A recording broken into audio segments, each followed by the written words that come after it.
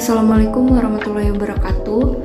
Kami dari kelompok 21 akan membahas hasil diskusi kami tentang kajian Peraturan Menteri Lingkungan Hidup dan Kehutanan Republik Indonesia Nomor 14 Tahun 2017. Yang pertama, dalam Peraturan Menteri Lingkungan Hidup Kehutanan Republik Indonesia Nomor 14 Tahun 2017 ini sendiri, dalam pasal 1 disebutkan beberapa definisi dari gambut, ekosistem gambut, dan inventarisasi ekosistem gambut.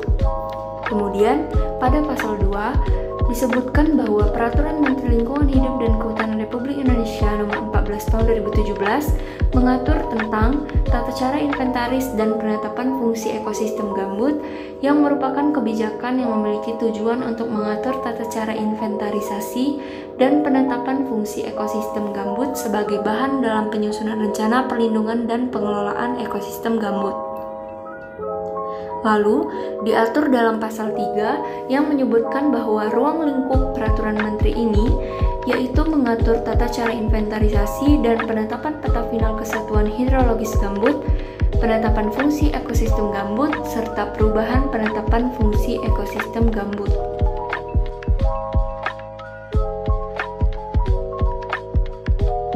Selanjutnya, tata cara inventarisasi ekosistem gambut diatur pada pasal 4, di mana dilakukan dengan menggunakan data dan informasi dari 8 sumber.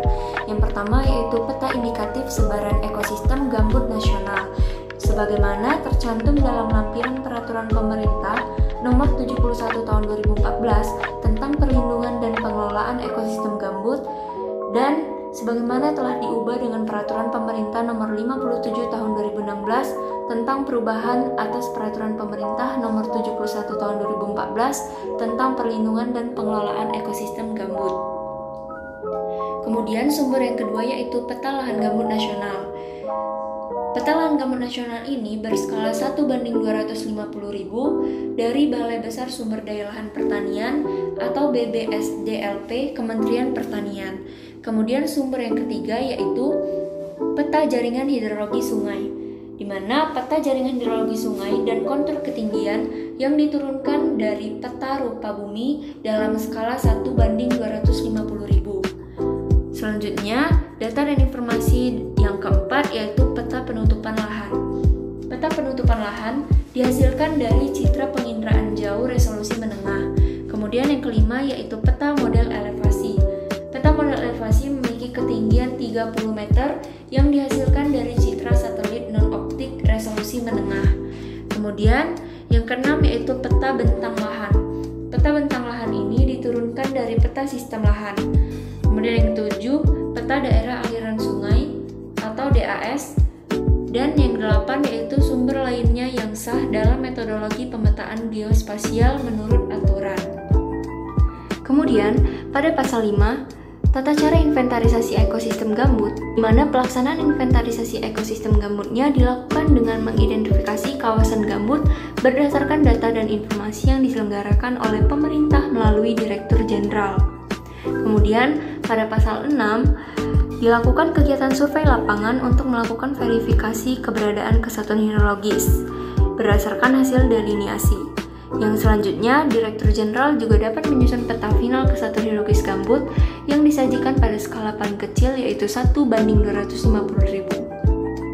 Kemudian, pada pasal 7 dan 8, penyusunan fungsi ekosistem gambut untuk penataan lingkungan dilakukan dengan penilaian atas kaidah-kaidah pemetaan oleh Direktur Jenderal yang bertanggung jawab di bidang planologi kehutanan dan tata lingkungan.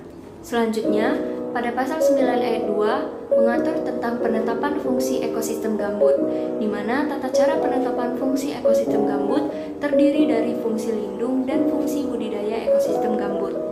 Selanjutnya, penentuan fungsi lindung ekosistem gambut dilakukan dengan beberapa kriteria yang meliputi gambut dengan kedalaman mulai dari 3 meter, gambut pada kawasan lindung di luar kawasan hutan, hutan lindung dan hutan konservasi sebagaimana ditetapkan dalam rencana tata ruang wilayah, dan ekosistem gambut yang ditetapkan untuk moratorium pemanfaatan berdasarkan peraturan perundang-undangan. Selanjutnya, pada pasal 10 ayat 1, 2, dan 3, penetapan fungsi ekosistem gambut di mana kawasan ekosistem gambut dengan fungsi lindung paling sedikit seluas 30% dari seluruh kesatuan hidrologis gambut yang letaknya dimulai dari satu atau lebih puncak kubah gambut dengan mempertimbangkan kedalaman gambut dan ketinggian permukaan. Selanjutnya pada pasal 11, ekosistem gambut dengan fungsi budidaya itu ditentukan pada areal dalam kesatuan hidrologis gambut di luar kriteria fungsi lindung ekosistem gambut. Selanjutnya, pasal 12 ayat 1, di mana berdasarkan hasil penentuan fungsi lindung dan fungsi budidaya ekosistem gambut, Direktur Jenderal kemudian menyusun peta penetapan fungsi ekosistem gambut nasional dengan skala paling kecil 1:250.000. Selanjutnya yaitu mengenai perubahan penetapan fungsi ekosistem gambut. Pada pasal 16 ayat 1 dan 2 tertuang bahwa ekosistem gambut dengan fungsi budidaya dapat diubah menjadi ekosistem gambut dengan fungsi lindung. Perubahan fungsi ekosistem gambut dilakukan dalam hal yang pertama, masih terdapat ekosistem gambut yang memenuhi ketentuan. Lalu adanya urgensi ekologis untuk melakukan upaya pencegahan atau pemulihan kerusakan lingkungan hidup pada dan atau di sekitar ekosistem gambut. Lalu adanya urgensi ekologis untuk melakukan upaya pencadangan ekosistem gambut di provinsi atau kabupaten kota. Serta di luar 30% dari seluruh luas kesatuan hidrologis gambut masih terdapat, yaitu spesies yang dilindungi sesuai dengan ketentuan peraturan perundang-undangan. Lalu adanya ekosistem gambut yang berada di kawasan lindung sebagaimana ditetapkan dalam perubahan rencana tata ruang wilayah. Lalu, Menteri melakukan perubahan fungsi ekosistem gambut berdasarkan kebutuhan menurut kriteria dan berdasarkan usulan pemerintah daerah provinsi atau pemerintah daerah kabupaten atau kota setelah mendapatkan pengesahan oleh Direktur Jenderal.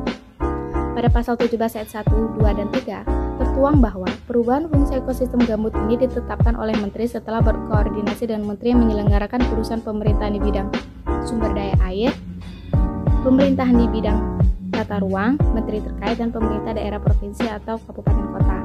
Pelaksanaannya dilaksanakan secara teknis oleh Direktur Jenderal yang dilaporkan secara terus-menerus kepada Menteri. Lalu pada pasal 19 ayat 1 dan 2 tertuang bahwa perubahan batas areal ekosistem gambut dengan fungsi lindung maupun fungsi budidaya dapat terjadi.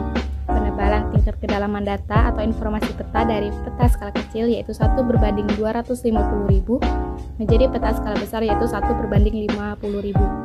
Tetapi dalam penetapannya, operasional pemulihan fungsi ekosistem gambut didasarkan pada peta skala besar yaitu 1:50.000. Lalu selanjutnya yaitu pencapaian yang sudah dilakukan, di mana terjadinya penurunan jumlah titik panas di wilayah Ketapang, Kalimantan Barat pada tahun 2015 yaitu sebanyak 213 kasus. Namun pada 2016 titik panas turun menjadi 23 dan pada tahun 2017 sebanyak 12.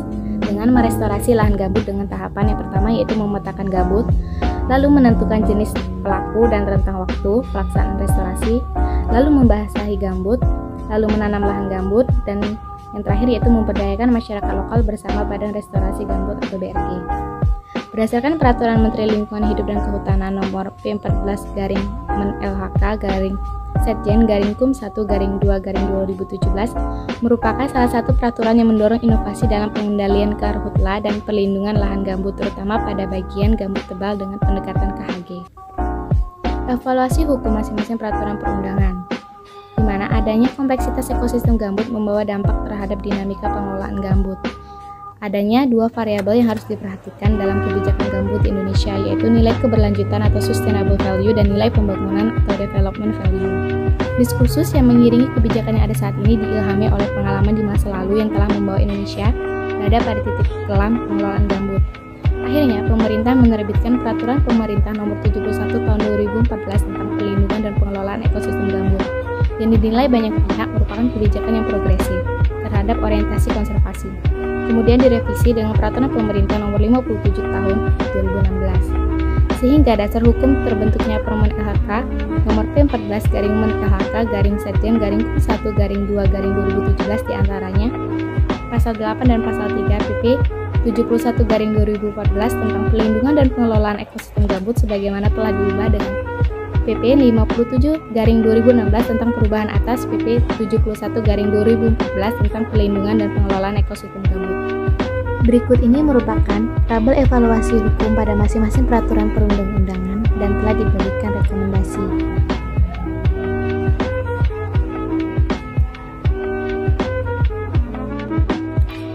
Berikut merupakan sumber referensi yang kami gunakan. Demikian pemaparan dari kami mengenai Peraturan Menteri Lingkungan Hidup dan Kehutanan tentang tata cara inventaris dan penetapan fungsi ekosistem gambut. Dan terima kasih atas perhatiannya. Lebih dan kurang kami mohon maaf, kepada Allah kami mohon ampun. Wabillahi taufiq wal hidayah. Wassalamualaikum warahmatullahi wabarakatuh.